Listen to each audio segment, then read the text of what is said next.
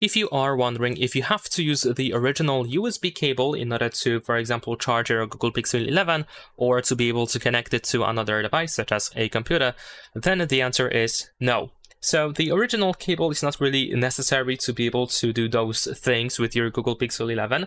For example, in my case, I have an Oppo USB cable, and in fact it is USB-A to USB-C, so it is slightly different, but it still works just fine.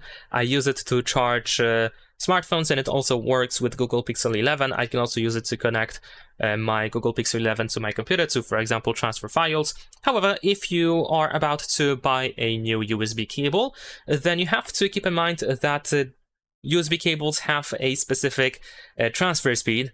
And in some cases, it is not even possible to, for example, transfer files. So you need to make sure that the USB cable that you are about to purchase actually allows you to, for example, transfer files, that it has the option to transfer data.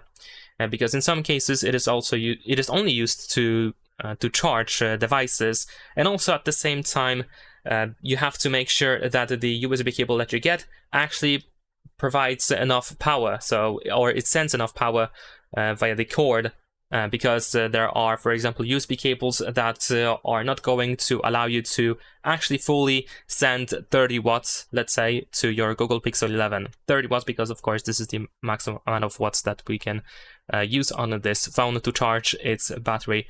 So, generally speaking, yes, you can use the USB cable or a USB cable that is not made by Google.